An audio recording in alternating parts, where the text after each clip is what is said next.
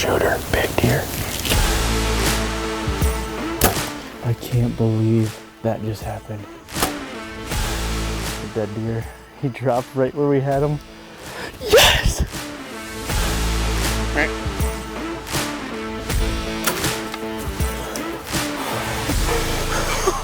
Oh my gosh.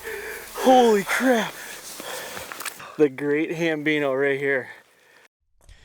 Happy Friday, everybody. Today is April 7th, 2023, and today is another good feel-good Friday episode. It's actually my sister's birthday, so happy birthday to my sister if she's listening, so I wanted to get that in there. Today's a good podcast. I had my buddy Lee Vandenbrink. He started a new side business called Aerial Wildlife Solutions, and it's just that, Aerial Wildlife Solutions. He does...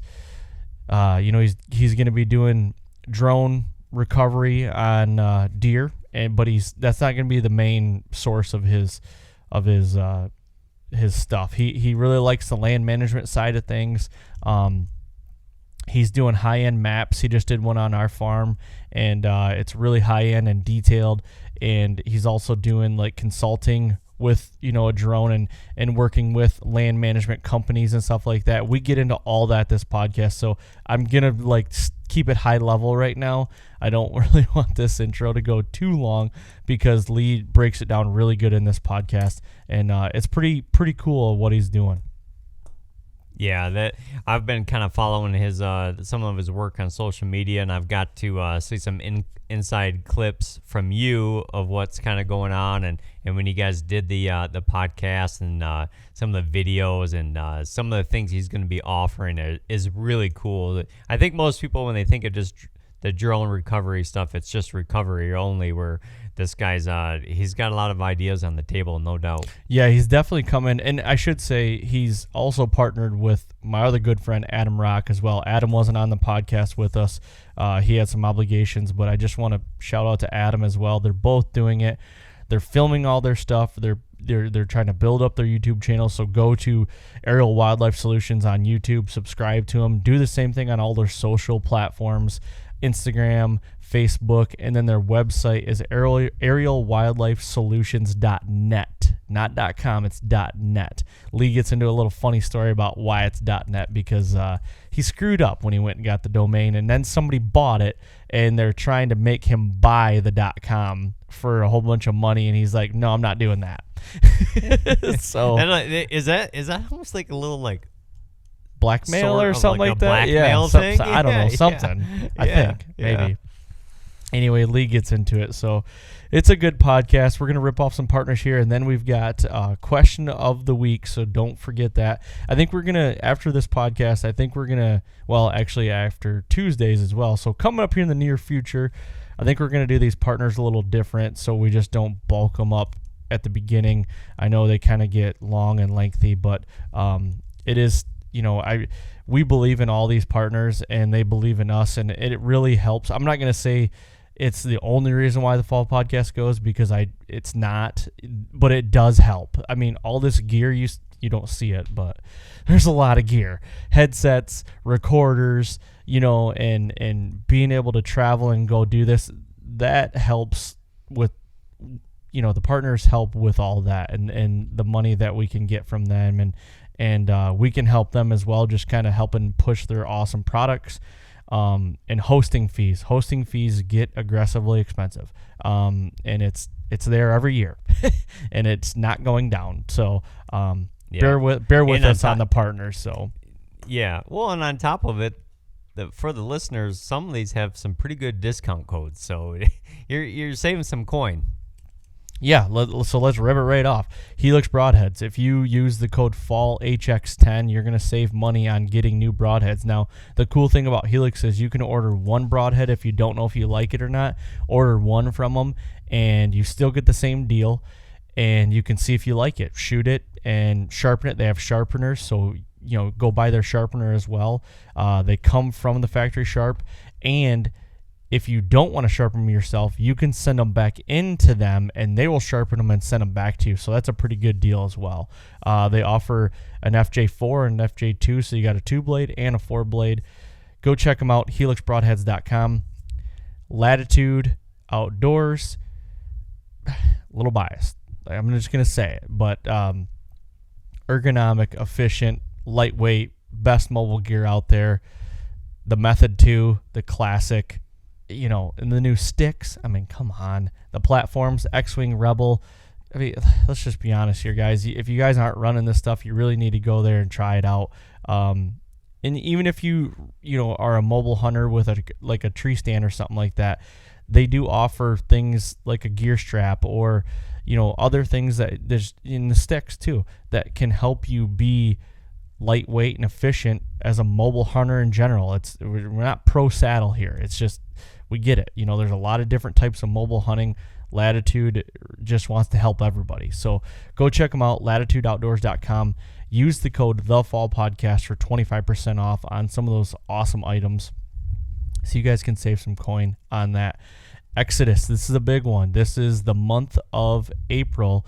Right now they're doing their upgrade program, so you can save 25% off with either an Exodus Render or an Exodus Rival and or the bundle with them. So that comes with the solar panel. You can save 25% off right now by using the code upgrade for the month of April. So do it now. We're in the middle of the month, well, close to the middle of the month, but it's not going to last that much longer. So what you need to do, how it works, is you go to ExodusOutdoorGear.com. You purchase either an Exodus Render bundle, a Rival, or a Rival bundle. Okay, so you click purchase, you put in your card info, and you hit buy. Purchase. Okay, so then what happens is after Exodus receives the sees that you bought a camera, they will send you a return label for your clunker. So your old trail cam, and it does not have to be an Exodus camera, it can be any camera. They will send you a return label for that camera. They will send you that. You box up that old camera, you send it to Exodus. Once they receive that old camera, they will ship you your full order. So I know it's kind of wordy, but that's how it works.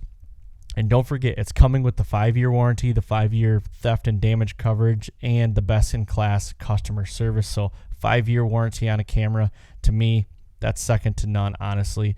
So go check them out, ExodusOutdoorGear.com. Use the code UPGRADE for that. Another one, Garmin is a big one. So Garmin has a couple different bow sights. They have the A1, they have the A1i, and they have the A1i Pro, which is the new one.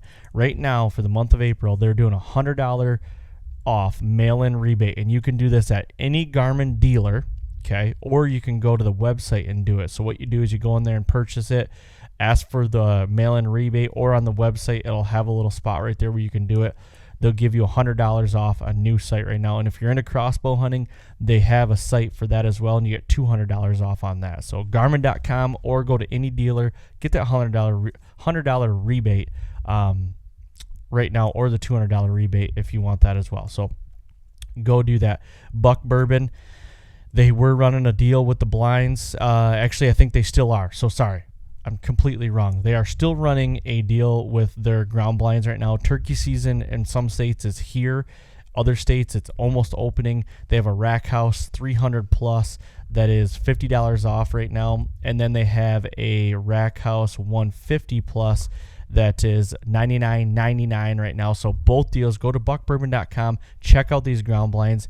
The Rack House 300 plus, it has one-way mesh windows, so you can see out, nothing can see in, but both blinds have the saloon-style swing door, and you don't have to get caught in it like Charlotte's Web. You're not getting caught in it, you know? You can just get right in there, you know? So go, the saloon-style door is nice. That's your favorite one to do. I love it. I love it. And if you guys aren't watching this, because it's probably not on YouTube yet, but you're listening to it, I'm just dancing over here, you know what I mean? But you guys got to feel what I feel. You know, usually those ground blinds, they have big zippers, and they're like, you know, they're loud, you know, and it's like you're trying to get in a bird that's roosted there or something, who knows, or a deer, whatever. This one, there's a latch, okay, and it's got like it's almost like spring-loaded in a way, so it almost keeps itself closed, but you latch it, then you unlatch it, get that bad boy wide open, and then daddy can dance in there. So get yourself a new blind from Buck Bourbon just because of the saloon-style door. I'm telling you right now, do it. Buckbourbon.com. Go check them out. the last two, but certainly not least, Prime, G5Prime.com. Go check out their new bows and America's Best Bowstrings. Use the code THEFALL to save some money on some new strings. That is keeping the lights on. They're not flickering, which is a good thing. Thank you guys for sitting through that. But there is some good deals. Like David said, you guys can save some coin by using these. So that's it. Now we should get into, first, I do have, before the question of the week, I want to tell everybody to go to iTunes and leave a 5-star rating and leave a review. And a lot of people are leaving reviews as far as like questions of the week. And then I had a guy reach out the other day, and he asked me a question on here, and it said, his name's Connor. Oh boy, Connor, your last name. I do not know if I'm gonna throw a stab at this. All right. Kowalkowski. That's what we're calling. Sorry, okay. Connor. Kowalkowski. Sorry, Connor. It sounds pretty good. Rolled right off the tongue, didn't it? His question is, and actually it's for you as well, David, because you're part of Latitude as well. So he says, what do you guys think is the most important thing you've picked up on hunting from the new guys you're working with at Latitude, and how are you going to apply it this next season? So I'm gonna rip something off right here first and foremost, and there's been a few things I've picked up on, but the thing that sticks out to me is I've got to give Alex Chop a big kudos, and the reason why is because we shared camp with all those guys, and all the guys are great, but Alex, there's something about Alex that stood out to me, and it's his drive. When it comes to hunting, his drive is second to none. Getting up early, driving over, a couple hours away to get to, and walk back in remote areas, unfamiliar places, and do things that like a lot of guys just don't do is crazy. And he just, when he gets back and he's game planning and he's going to bed and getting up early before everybody else, and it's just his drive, and it doesn't stop. And that goes as far as hunting, but it also goes like now that I'm working with him, behind the scenes with Latitude as well. He's got a drive, man. He's a driven dude, and that is something that I have a drive, but it goes in ebbs and flows. You know what I mean? It's discipline. And sometimes I lose that discipline. So that is something that I'm going to tell myself, like, going forward is, like, stay driven, stay hungry. Don't lack a little bit, So that's a big thing for me. I don't know about you, David, but that was one thing I just want to say that really sticks out to me. Yeah, that's a great point, Aaron, and I can easily see that too. Right? Like, you nailed it with Alex, no doubt about it. The first thing that kind of comes to my mind when I think of, hunting and doing a little work around with the Latitude crew is that there is more than one way to skin the cat, okay? And when I say that is I am such a routine person, and that routine personality flows right into my hunting style. And I have like a very specific hunting style. And when I get around the Latitude guys, and each one of those guys is an individual, that they all hunt a little different, but they all still get it done. Even though like that's maybe something totally that, that's different to me and what I've ever been taught or learned the hard way, it still works. And whether you're, in the swamps of mid-Michigan, or you're down in the hills of southern Ohio, or you're up in the big woods of northern Michigan, like there's different ways to tackle those pieces of the ground and still get on deer and still kill deer. So yeah, that's there's more than one way to skin the cat in this game, buddy. As long as you're open-minded to it, that's my approach that I'm taking with it. Being open-minded to it, it's gonna make me even more deadlier than what I am now. Learning. Nailed it. Being open-minded, that's a huge one. And you can see it with just Alex, Kevin, and Jake Metallic that are the three owners. They're three vastly different people that do things vastly different, but honestly, they work so good together. And all of them are successful in their own ways. It's really cool to see when you're there actually visualizing it. It's neat. That's a good one, man. I like that. Yeah, for sure. Okay, so I had a guy write a question in for you, buddy, and he said it's okay to say his name. So the guy's name is Zach Potter, and this is the question. He says, you're in your home state of Michigan, and you're walking to your kill tree for the night, and you come up upon your number 1 target and your number 2 target bucks locked up. Okay, target number 1 is dead already, but target 2 is alive. You still have 2 buck tags in your pocket. Are you shooting the 1 buck and putting tags on both the bucks, or are you going to try to free up the 1 buck and see if he can survive? Freeing him up. I know. Freeing him up? Okay. I can't shoot that deer like that. I honestly cannot. Okay. I know. See, when he wrote that, I was like, that's it. What'd you say his name was? Zach? Zach Potter. Yep. Damn Zach you, Potter. Zach. Don't come here with that. Yeah. As soon as I seen it, I was instantly, I was like, how have myself or Aaron not thought of that quite? Like, that's a great question. That's a tough call, right? That's a super tough call. Like, one, you're going to try to free up, an animal that could arguably kill you right then and there. Like, one wrong tie into the body somewhere, kill you, bleed out.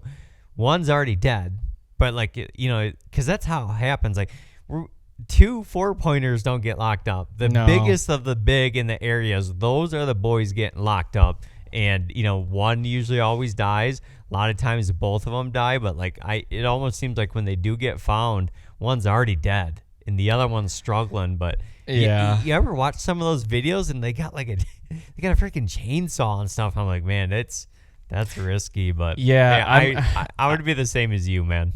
I'm gonna unlock them and then let that number 2 deer. Hopefully he survives and I can get another crack at him. And then, I'm going to see if I can get like a salvage tag or put my tag, since you get 2 buck tags. And I would put my buck tag on that deer. And as long as I could keep them, and more than likely I probably would have history with the deer. So that's what I'd do. It'd be so hard for me to shoot a deer like that.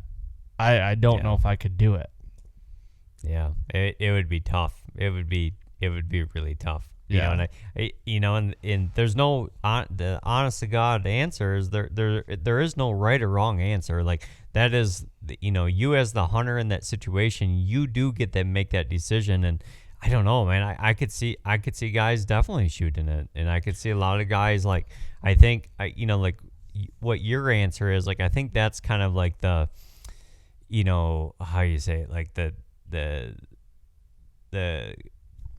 conservation that kind of comes out in you still want to see that the animal do good. Yep, for sure. Yeah, no, a good question. What would you do? Would you do the same?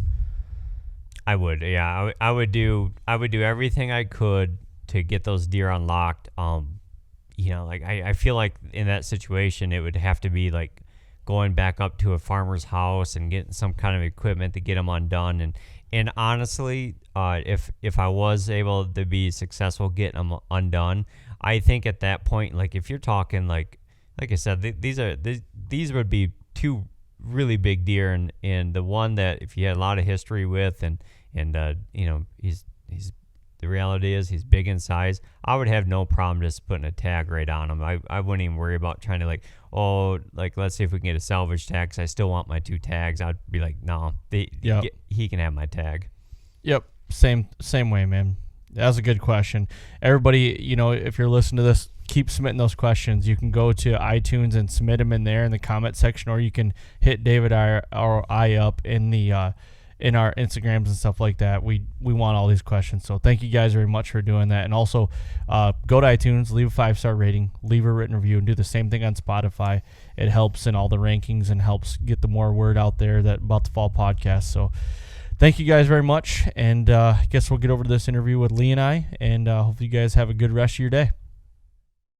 All right, we're hot for another episode of the Fall Podcast. Today, I'm up at my personal deer camp with my good friend Lee Vandenbrink with me. We're actually doing a map of the property today. So we'll get into that today, like what that all entails, because I'm super excited about that. The high quality maps that Lee is doing now with his new company, Aerial Wildlife Solutions, is I don't see a map out there that rivals this. Onyx, Spartan Forge, HuntWise, Hunt whatever, don't see a map that rivals it. No, and really there's not. As far as when you go into a detailed map and an up-to-date detailed map, there's zero comparison on the market right now today. Like, don't get me wrong, I love HuntWise, I love Onyx.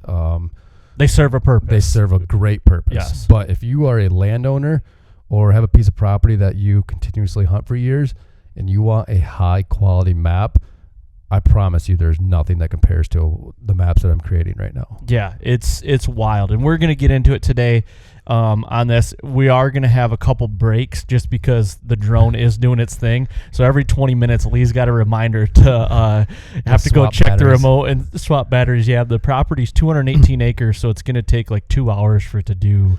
Yeah, it was taking a total of 4,500 individual pictures. Yep. And like I said, we'll get into this later, but yeah, I'm going to take 4,500 pictures, stitch them together to create one map. That's wild. And I don't want to get into the map thing just yet because there's some other things. Exciting. It is so exciting. I wanted to watch the remote the whole time looking for deer, and it's like, oh, but right now, I mean, it's a good time to do it, right? We're in the spring. We're in early April. It's April 4th as we're doing this, and it's overcast, not a lot of wind, no foliage on the trees yet, so it's going to be good. It is the perfect time because, so I did my family farm a couple months ago. There was a light dusting of snow on the ground, and I love it. There's no foliage on the trees right now. There's nothing. The trees are bare.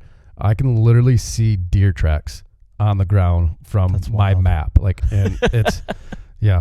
We're getting into the map again. Yeah. Okay, let's go back because let's start it off here. So, first of all, we've done this podcast once, but we scrapped it. You guys had some things change and everything as far as the offerings and all that stuff, so we wanted to update it. There was nothing bad about it. We just wanted to update it. So what's AWS? Let's get into it first and why you wanted to get into it and why you're doing it. Yeah, so AWS stands for Aerial Wildlife Solutions. What it is it's a thermal drone company, and we do everything from, as we're saying, we create maps, we do deer recovery, we do herd analysis, or what we call it is our deer density study. We have a land management package and a gender reveal package, and then a basic general flyover package. So we basically take everyone's heard of deer recovery in Ohio. He's got a great thing going, but our company is taking this a step further as far as our capabilities, and we're really maxing out what we can do with our drone, and everything that we offer is, I think it's going to take a second to catch on once people realize how accurate and like how beneficial this is. I think a lot of people are going to start latching on and like really using our capabilities and everything that we have to offer. Yeah, no, that's really cool. And there has been a big onset of this deer recovery thing and what you can do with a thermal drone and all that stuff, and like it's very neat.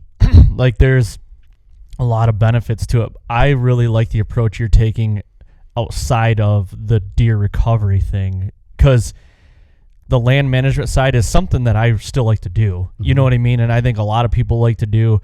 And then we'll get into a case study that we did here on this farm a couple months ago about entering your farm, and it was like eye-opening to see how many deer you're pushing when you do that. I mean, we're evolving as hunters every single year. I think technology allows us to, learn more about deer. Think about when cell cameras first came out. Like, look how that changed the game in hunting. Yep. Like it's incredible. Same thing with thermal drones now, and I think to me personally, thermal drones is the biggest advancement to use for hunting that there has been so far. Like the possibilities are honestly almost endless on everything that we can do with the drone.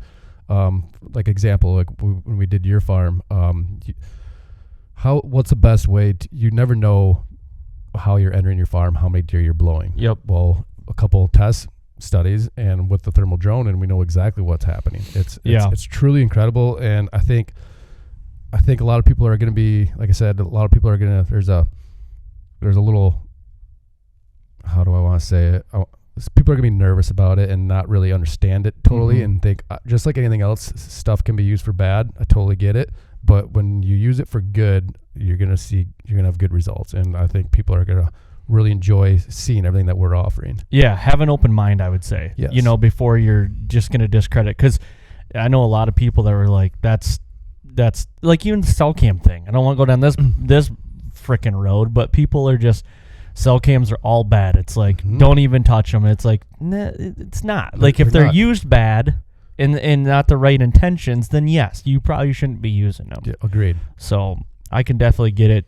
Somebody could use this drone for bad, or use a drone for bad, but I really just respect it. You know what I mean? So let's take what's been evolved over time and use it to your benefit. 100%.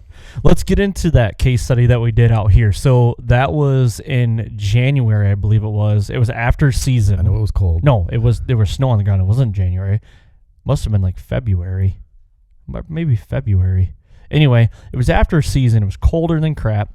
And basically what I wanted to do, and both of us, we talked about it, is like, instead of just coming doing like a deer census and how much is on the farm. Is it coming down? Nope, I was just checking to make sure the drone wasn't landing in the background. You might see it go right down if you're watching this podcast. But I wanted to know, because our main entry is behind us here. We have a 65-acre hayfield, and that's the only entry we have into this farm. Now, it is our destination food, but when we come in here, the thought was we blow a lot of deer out, but we didn't really know. So that was going to be the case study on top of like how many deer were living on the farm in the winter. Is like, okay, let's set it up. We went down the road a little bit. We didn't pull in. You got the drone up, scan the field for deer. We did see deer in there. And then it's like, okay, you take the truck, and it was morning. It was dark, just like you'd be doing a morning hunt. And so kind of take us through that and like what you analyzed when you were looking at the remote of like, oh God, like this is apparent. And this is where it's very situational, obviously. So this was after season. Deer have been pressured. So you have to take all this into consideration. But what you want to know is when you drive into your property, are you blowing deer out of the field? How far are they going? Like what's happening? Like every time, are you hurting your farm every single time that you hunt your farm? So like you said, we got the drone up in the air. We were parked down the road a little ways. I flew the field. There was 6 deer in the field, I think, before you pulled in. Counted all the deer in the field, brought the drone back. You pulled up with the truck. I got the drone above the field again, and as you pulled in, I was basically just watching the deer and how they reacted to your truck. And I mean, I would say like I said, all 4 tires didn't even touch dirt before every single deer in that field was gone. Yeah. I mean, were you surprised by that? No. Said it was the end of season. Deer have been Michigan seasons, deer get hammered. So like they're a little sketchy. I wasn't surprised, but I was more of like, damn. Like you want to be able to like say driving in doesn't scare deer. But I'm interested because I want to have you back up like this summer, like late summer coming in when there's 100 deer in this field, and we're gonna do the same thing. And I think they'll have a different reaction to it. 100%. I think some deer will go off, but I think a lot of them will stay put. I totally agree. And like I said, this was a very situational experiment that we did. But now like late season, that's what happens. So like you said, we're going to come back before season. You said there's usually like 100 deer on the field. That's going to be a great like way to observe how the deer are reacting basically when you're hunting all year. I gotta go check the drone. Do you? Okay. Yeah. We'll take a little time out. Station identification. We'll do a pause. And we're back after that station identification. Now we got another 25 minutes. Yeah. So drone just came down, needed a battery swap, which that's kind of neat how, well, we'll get into the map here in a little bit. I don't want to get too far. I forgot what we were talking about. I did too. So apologize, everybody. We had to go out and change the battery, but we're back. So we were talking Talk about your deer. Oh yeah. We're talking about the case study we did. Yeah. So we're talking about how different when we come back in the late summer into the fall, I think how the deer would react differently. Yes, on pressure deer, and you said there's gonna be a lot more out here, so I think it'll be a much better analysis of what's truly gonna happen. Like I said, we did that survey on a day that just kind of worked out on our schedules as far as me coming up here and doing your property. We did thermal. We flew the whole property with thermal and kind of saw how many deer on it. But yeah, I think when we come back, it'll be a much, much better, like, real evaluation of what happened.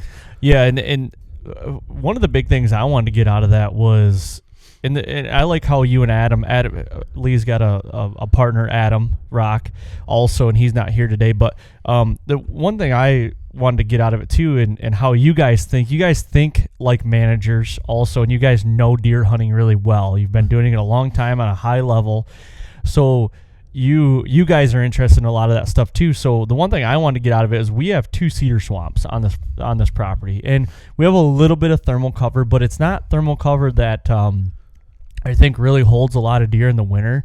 So I wanted to dissect like these cedar swamps and see how much deer are actually in them. And when we flew over them, I got a little upset. They weren't holding deer like I thought they were, which now it could have been, the day that we were flying, maybe they weren't in there. But the way I was hoping to see like kind of a gaggle of deer to be in there, 6 to 8 to 10. And then I could be like, okay, yeah, they're using it. But I think we saw one doe in the one cedar thicket over here. Yeah, so that group we saw, was it a family of 4? Yep, back by the Y here. They came from here and they were heading we completely dissect the entire cedar swamp. I flew circles around that thing trying to find deer inside of it. Yep, found a lot of squirrels. Found a lot of squirrels.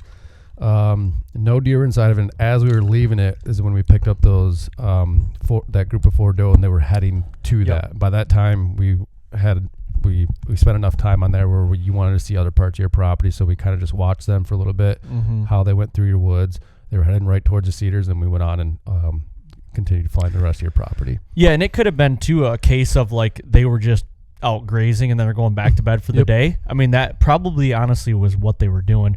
But to kind of go back to what we were doing that day as well, as you asked me like, how many deer do you think live on your farm? And I said, honestly, I want it to be like 30, but I really think I said like 8 to 10 maybe. You know what I mean? And we ended up having 6 deer on the farm that day. Honestly, I think a lot of people, a lot of landowners get wrapped up and they want to hold a lot of deer and they think they do. Like, but you got to be realistic with yourself and how many you think it's sustainable. I think our property here, 218 acres, holds at least 1 doe family group, maybe another, and that was kind of disappointing. Yeah, and I think that's the biggest thing that I'll be able to show people on this. A lot of guys, like you said, they want to say that they're holding 10 to 15 deer on their property. Realization is like, I mean, unless you've really done management work to your property and habitat improvement, there's a chance that they're bedding on other people's property. One of the first jobs that we did was flying for my buddy Teddy in down by my home area, and he had, I think it was like roughly 20 acres of timber. And I'm like, I asked him before we flew, I'm like, how many deer do you see us sit? He's like, he goes, late season I'll see 40 deer, 20 to 40 deer sit. I'm like, oh wow. I'm like, are they all on yours? He's like, yeah, I think most of them are bedding on mine. Some of them come from the neighbors, but for the most part, they're all on ours. We flew that entire property, and this is like just after season ended, and like he hunted towards the end of the season where you're still seeing 20, 40 deer. We took off flying before it got daylight. Fields were completely full of deer, quite a few deer in his fields. But by the time it was breaking daylight, I would say an hour after daylight, there wasn't a single deer on his property. Really?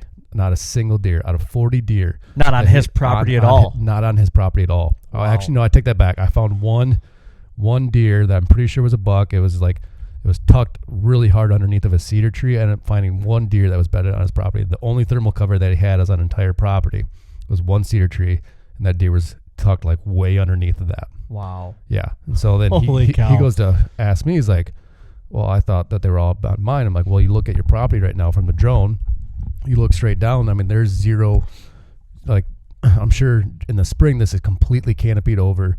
You have zero sunlight to the ground. Like, you have no browse. There's nothing there that's actually sustaining those deer and holding those deer for the other.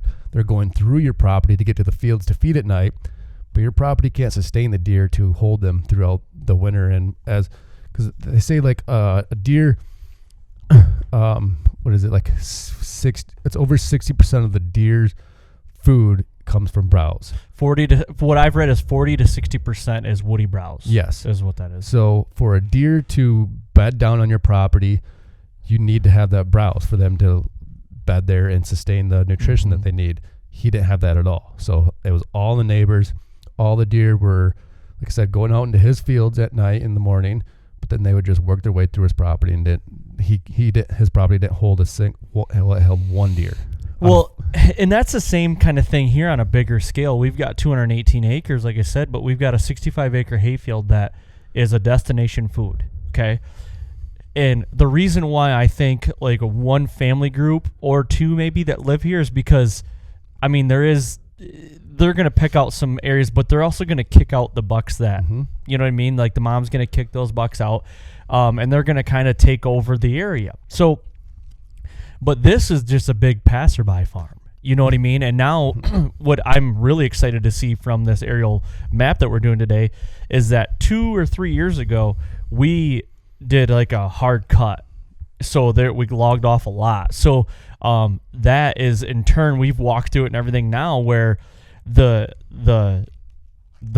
forest floor has got so much vegetation now.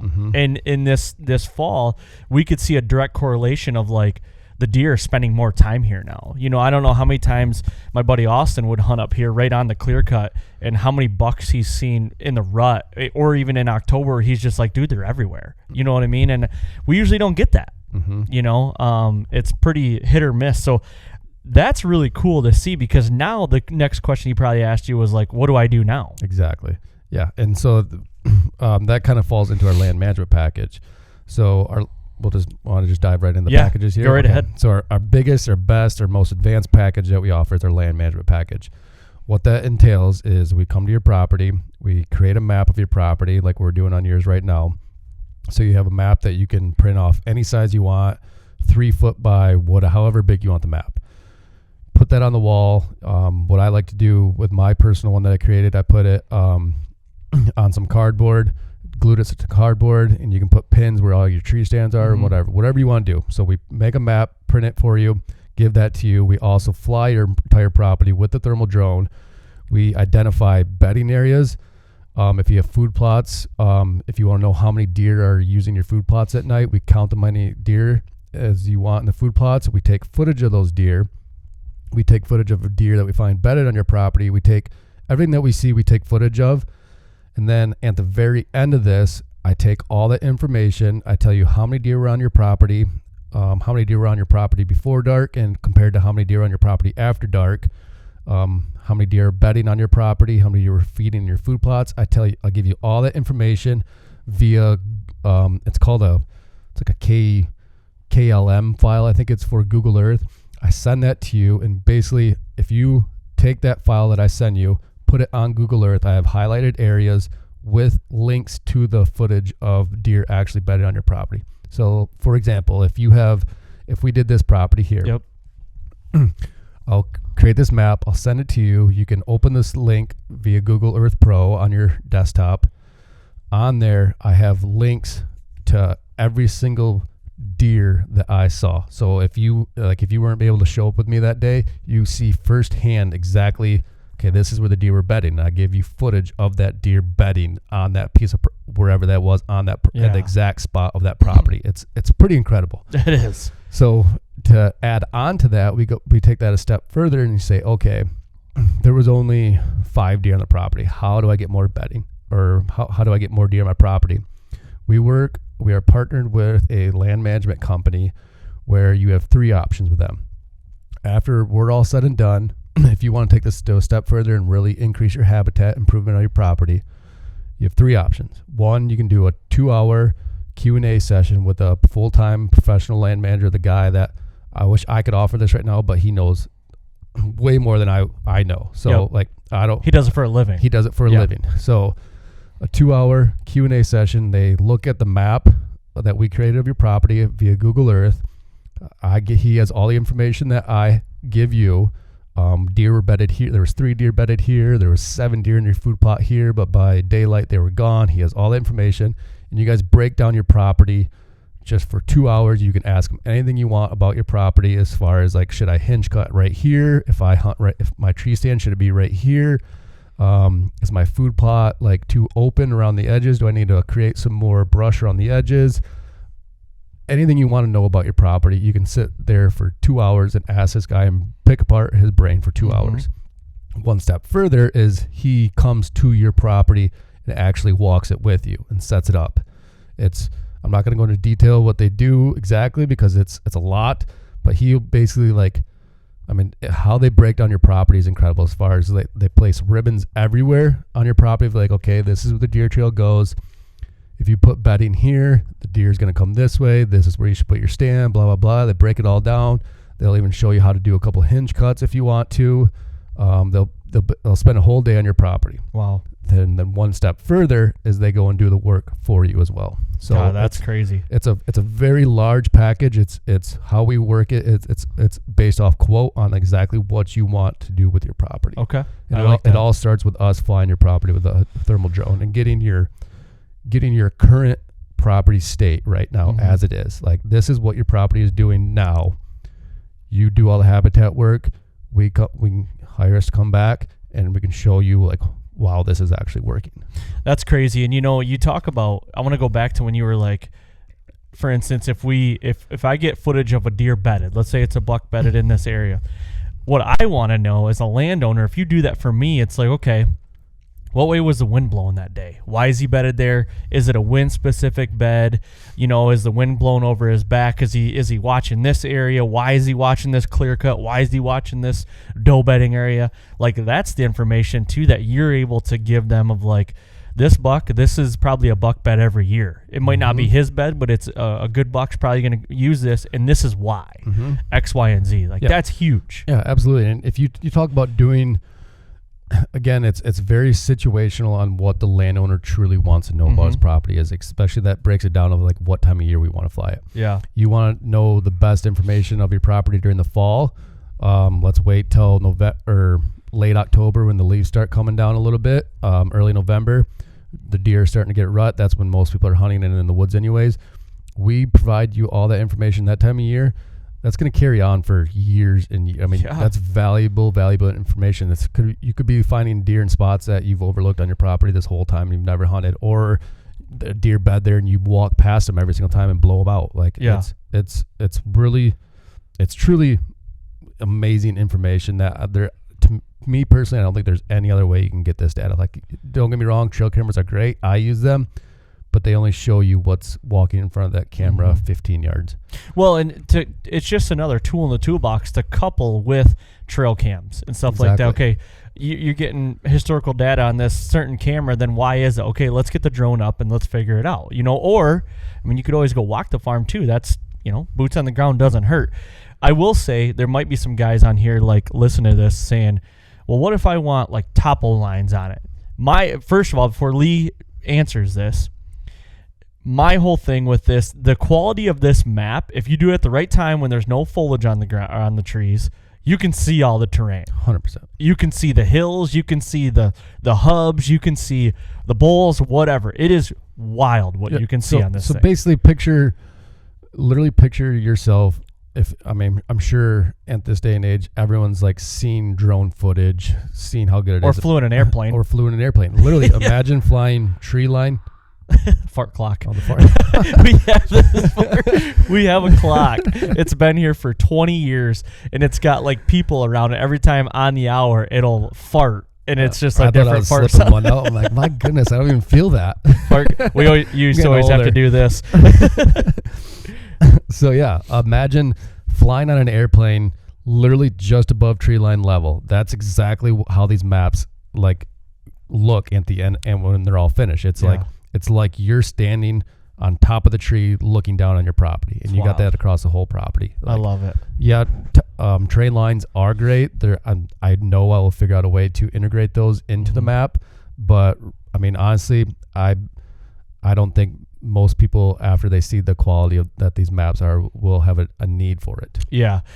Tell us a little bit about how, I don't think we went into it, but like how the whole mapping thing works. Yeah. So our aerial mapping package is just kind of how it sounds. We come up to your property. I like to base it off cloudy days where there's not a lot of sunlight. The only reason I do that is for shadows. That way there's not shadows moving all through your property or the trees and hiding and creating shadows in spots that you can't see. So I come to your property. You give me your property size, and it literally doesn't matter. I actually have a job tomorrow. It's a guy he's only got 14 acres, but he wants a map of it. Doesn't matter how big it is, how small it is. I basically create a grid over your entire property or a flight path for the drone to fly. And based on the elevation, the speed that I'm flying, and the size of the property deciphers how many pictures it takes of that entire property. I basically create the grid, click play on the drone sends up automatically, flies to a start point, camera points straight down, and it starts just gridding your property back and forth. Like I said, your property is 218 acres roughly, and it's set to it's taken 4,500 pictures. From there, it takes all 4,500 of those pictures and stitches them together to create one map. That's wild. I mean, that's a lot of pictures and a lot of detail all in one map. It's, to me, this is why it's better than aerial. I mean, Google Earth, HuntWise, Onyx, all those apps, like I said, they're great tools, but to get the detail out of it and the most up-to-date map that there is, these maps blow everything out of the water. Now tell me this, so I know there's other people out there thinking right now, can I have it on my phone? Can you get it on your phone? And how does the whole Google Earth thing, because when you were explaining to me how it stitches with Google Earth, that was kind of mind-blowing too. Yes, I think, to me personally, the maps are awesome. They're cool to have on the wall. They're great to look at. But to see the true benefits of that is when you put it on your desktop. Like I said, I should have looked at this before I came here. It's like, is it an XML? No, it's a file? It's K something. Okay. It's like KML or KMZ or something like that. Well, anyways, it creates a file where you can literally open that. It automatically opens Google Earth Pro on your desktop and places the map that my drone created onto your property. Perfect. Perfect. It's absolutely perfect. It places the map exactly over your land, so you have the capabilities of, let's say, Onyx or Google Earth, all those capabilities, zoom in, zoom out, see all the surrounding property, but like your property is the most detailed map that there possibly is, because it's actual images, up-to-date images of your property, stitched together to create like a high resolution map that you zoom in, zoom out. I mean, like I said, when I did mine, there was a little bit of snow on the ground. I could literally see deer. I could see every single deer track on my farm. That's on wild. Google Earth. That's so crazy. I mean, think about people that are big into land management and habitat improvement of their property. They're constantly changing their property. They're getting it logged. They're doing hinge cuts in certain areas. If you're constantly doing that, Google Earth, I mean, that takes, I don't even know, is it every 3 years maybe? Well, so this farm, we got it clear cut, a lot of it 3 years ago. So it had been spring of 2020. Now we're into 2023, and it still is yet to update. Perfect example. Like when this I just looked at it this morning. Yeah. It hasn't updated. You're going to have literally all the up-to-date information you have. I mean, yeah. Deer change when you do stuff to their property. Like their patterns change. All that looks way different. So to have that ability to on Google Earth and on a map on your wall, to me, honestly, like it's hands down. If you are a serious landowner or have, like I said, have a property that you hunt continuously for years, it's such money well spent. Or if you just want a cool picture of your farm, because I've seen the picture that you put on of your family farm on your wall. It looks like a cool image. Yeah. You know what I mean? Like you could have in literally your living room. 100%, like it's kind of just, like it looks really cool. The way that we get them printed on either a glossy or flat piece of paper, and what you want to do from there is endless. Like you said, you talked about having it on, putting it against some metal so you can use magnets for it. I put it on a nice piece of cardboard where I can put little pins on it, like however you want to do it. If you want to just have it stashed in your closet where you can take it out and roll it out and check it once in a while. Yeah. Whatever you want to do with it, like it's totally up to you. So can you get it on your phone or no right now? Are you still working on that? Still working. So the way this file works is with Google Earth Pro, and currently right now Google Earth app on your phone doesn't open this file. Okay. So there's some workarounds. I'm not gonna quote myself on it right now. It's possible, but for the best experience, it is off a desktop. Okay. I got you. Or an iPad too, or something like that. An iPad, but I've never. I guess we could try it out. We could try it out. Yeah. As long as wherever you have Google Earth Pro, because right now Google Earth Pro is only off like a desktop. There's no app available for it. So I'm sure that there's a way, and I just haven't found it yet. But I mean, between having a map on your wall and really just checking your desktop computer, it's pretty impressive. Yeah. So we hit on the maps here, just kind of going through my notes, just trying to make sure we stay on board here. So we talked about the mapping. We talked about the land management package. Let's get into a little bit of like the general flyover and like the other packages that you offer as far as, if I just want you to come out and just do a flyover my property, what does that look like? Yeah. So the general flyover, it's like I said, it's our most basic package, but I think it's a very valuable package for guys. Where I'm not counting deer on your property. I'm not giving you exactly how many deer. Like, I'm not going to grid your property and look for exactly how many deer. But I'll be a good guy and tell you how many deer I saw. Yeah. But our general flyover kind of falls in, like, for example, if you want to test your entrance to your stand or your property, exactly what we did on yours, that would fall on the general flyover. And that's basically, I show up, and it all depends on what you want to know about your property. Like I said, if you want to know, for me walking to the stand with this wind on my property, basically what we'll do is you will literally walk to your stand, and I will fly the drone and see how the deer around you react to you walking in the stand, see how many deer you're blowing out. Like, if you want to see, is your stand really bulletproof to get into when you're hunting a food plot in the morning? Are you really blowing deer out? I can show you that. Or where I think this is most powerful is, like, when I look at it, leases in Michigan are ridiculous in price. Like, it's expensive to lease some good dirt in Michigan. So before you go and blow that, let's say $4,000 on a property, I will come to that property, fly that property, and tell you, like, is it holding deer? Is there deer bedding or eating in the fields that you want to lease it on? Is whatever you want to know about that property, I'll bring the drone, fly it to give you that reassurance before you lease or buy a piece of property. Now, is that something like if I was going to go lease something, would I have to ask the lease guy, be like, hey, can I go fly this first, or how do you kind of? So the way, because it falls under legal airspace. When I fly the drone and it is in the air, like, obviously if the guy wants to be not such a great person and says you can't stand on your property, like, I physically can't stand on the property, but like, I can stand on the road, get the drone in the air.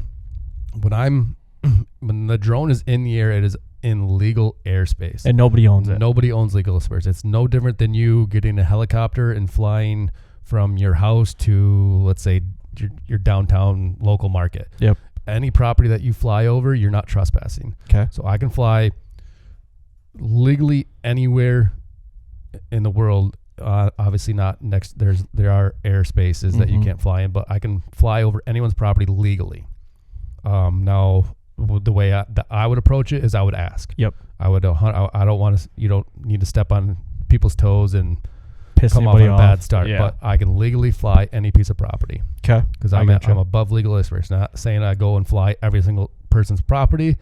You just don't technically legally need permission to do that. Gotcha. So, but that's a good point of, like, before you go and spend thousands of dollars, you'd like to kind of know. Yeah. You know what I mean? Literally a couple $100 could save you thousands of dollars of leasing a bad farm. Again, or buying, like you said. Or buying a farm. Like, we had, after we launched the company, a guy hired us to go to Iowa, and there was a little 40-acre piece. He was very skeptical about it. From the maps, from looking at Google Earth and everything, he's like, yeah, I could see deer potentially, like, bedding in this section. I just don't know. And obviously, before spending that type of investment on us, it was worth us going there, flying the piece of property, physically him seeing deer on the property or potentially not seeing deer on the property was the make or break to buying that piece of land. Okay. Now, tell me this though, like, is it something that are you flying this any time of year, or is it like do you do it during season, or is it all after season? It all depends on what you want to learn. Okay. If you call me and say, hey, there's a buck living on my property, can you find him for me and tell me where he's bedding so I can go kill him? No, not doing that. that falls under Michigan's laws of using the drone in order of taking an animal. Yep. If you call me and say, hey, I truly want to know deer density numbers on my property, how many deer am I holding this time of year, I'll 100% do. It's 100% legal to do that. You're using it as management purposes, not specifically for killing one animal. Right. I'm going to show you, okay, let's say you hire me, I come out there before season and we count 40 deer on your property. You hire me again and I come back during the fall and say, okay, now that there's fall, there's only 10 deer on the property. So that just tells you at this time of year, you're missing whatever element that is to be able to hold deer on your property. Gotcha. And then again, late season, I come back and fly your property and there's 0 deer on your property. That, to me, that screams, one, you're not having you don't have the food that they want during the fall. You don't have the bedding that they want. You don't have the does that the bucks want, and so on and so forth. In the late season, you probably don't have the woody browse or the thermal cover that they need and the food to sustain that. I gotcha. That makes total sense. I think so. That's your base package, and then that's a general flyover, and again, that falls everything from us checking your entrance points to you seeing if this property is good or not to buy, hunt, lease, whatever you want to do with it, all the way to, the possibilities are endless with that. Yep. When guys approach us with they want to know stuff about their property, like, oh, well, we can absolutely do that. We just never thought of that. Right. From there, we go into our general reveal package. Gender reveal. Package. Yep. And that is a fancy way of saying buck to doe ratios. Mm-hmm. So that says when we fly the drone, we count every single deer on your property, and we count bucks and does on your property. So you have an exact data of like how many bucks and how many doe on your property, and just as well. If you have too many doe on your property, you're not going to have that many bucks on your property. Right. The does will kick those bucks off your land. So that's just good information to know going into whatever type of season, whatever hunt, or whatever you want to know about your land. It's good information to know. You could have too many doe, or you have a good herd balance. It's, should I shoot more doe? Should I not shoot more doe? Like, all that information we can easily tell you with the gender reveal package. Now, is there a specific time of year that you like to do that? Yeah. To me, basically November on is the best. It's all situational on your property. So if you have a lot of food plots and a lot of ag fields on your property before season, I would do your property. If you don't have that and you have like a big timber piece of land with a lot of canopy and stuff like that, I'm not going to steal your money, and it's not going to be very accurate for you. Like the drone capabilities are incredible, but they can't see through leaves. Like some companies might tell you that they'll do it. I would feel guilty taking your money and doing it, like, let's say September and early October. Like that would just, like I said, you're not going to get very accurate results because a deer can hide under their foliage pretty easily. Mm-hmm. So that time of year, I try to stay away from that. I don't push that time of year. But again, if you have a big ag field that most of your deer are dumping into there at night, 100% I can do that. That'd be the easiest way I can do it at night with a light on the camera and be able to tell you the buck to doe ratio. Okay. So then moving on, you got the deer recovery side of things. Recovery, and that's basically exactly how it sounds. You shoot a deer, let's say it rains and you completely lose blood. The best thing about this drone is after a rain, the thermals are the best. Mm-hmm. Like during and right after a rain, it's incredible. The thermals, like you've seen the thermal capability of this drone. Amplify that times 7. That's how good it is. Like I bet, like it's crazy to think, but like I can send the drone above tree line level and like almost instantly see deer everywhere around me. Wow. It's truly incredible. So deer recovery, you lose blood during a rainstorm, or just a bad shot and not bleeding a lot, you only get one lung, all that's situational on what time I'll come out. It can be any time of the day. If that deer's dead or didn't run 17 miles away, I will find that deer. So to kind of give everybody like geographically, you're located in the west side of Michigan. How far will you travel to recover a deer? I will travel, or any of this stuff. To be honest with you, I will. There's no set distance. I mean, you went to Iowa already. I already went to Iowa. And you've been to Kentucky. And Kentucky. If you want to pay for my time to be there, I will 100% do that. The way that we charge is it's 50 miles from my home, which is Newaygo County, Grant, Michigan. 50 miles radius from there, I don't charge a dime for traveling. Anything outside of that is just $1 per mile. Okay. I got you. On top of what you would charge for Correct. The fees. And if you guys want to know any of these fees or anything, they're on your website. What's your website again? aerialwildlifesolutions.net. .net, not .com. Yes, because that's a funny story. Lee screwed up. I screwed up, and then our .com domain got stolen. Oh, really? So yeah, super long story I'm not going to get into, but it got stolen, and he's basically trying to sell it to us for like $3,500. I'm like, no. Yeah, I don't need the .com. I'm rolling .net. Lee's trying to go against the grain. Oh my goodness! Like, I can't believe people do that. Like, hey, like I'm not going to go into details. Yeah, the dude's smart for finding a guy like me that screwed up with a domain initially, and he's trying to capitalize off that. But I'm not going to let him win. No, I'm rolling .net. Yeah, .net for life. You should get a shirt that says .net for life. AWS. I'll get the tat. Yeah, I'll tat it. Oh, so yeah, all of our prices are on our website. It's a breakdown of all of our packages too. If you want to learn more about it, there's videos to go with that. Our YouTube channel, we're constantly trying to put stuff on our YouTube channel. Aerial Wildlife Solutions on YouTube, social media, Facebook, all that stuff. Yep. But yeah, it's exciting stuff. I truly think once people latch onto the capabilities of this drone, it's going to change hunting for a lot of people in a good way. And management. I mean, just to me, that's the most important to me. Is like, I want to show, like I said, so many guys think that they, for instance, a hunt club. You get a big hunt club, and there's a group of, I'm going to call them old timers. It's the older generation that say, no, don't shoot does. Don't shoot doe. Don't shoot doe. We don't have enough doe on our property to bring bucks in there. Well, you get a younger guy that hunts a property too, and he's like, no, I see like 20 doe a sit. Like, we need to shoot doe. And they're like, oh, I only see 4 doe a sit. So I come fly your property, do a deer density study on it. I can tell you exactly how many doe are on your property. And then from there, that's when you can make the judgment of whether you should be shooting more does or not. Well, and not only that, but you can explain to them too, like, having this many does affects your rut, and the fact of like it's not as competitive. You know what I mean? It's like, and I hate to pick on the older generation, but that's kind of how it is. Like, there wasn't a lot of information out there back then for it, and now it's like, there's a reason why you can't pick up rattling antlers in a state like Michigan and rattle a deer in. Yes. I mean, you can. There is scenarios you can, but like when we go out to Midwest states, how many times we blind rattled a good buck in? Well, me personally, I rattle every hour on the hour. I get excited.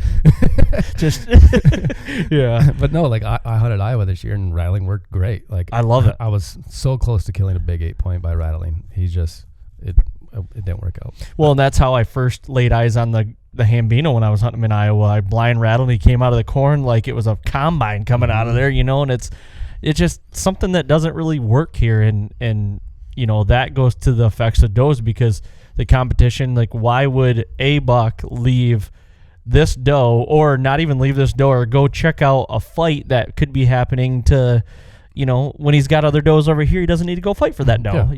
It's a personality of deer. If he's not a fighter, he's more of a lover, and just like, well, screw it, I'm not gonna go fight this guy who might be twice the size of me. Yeah.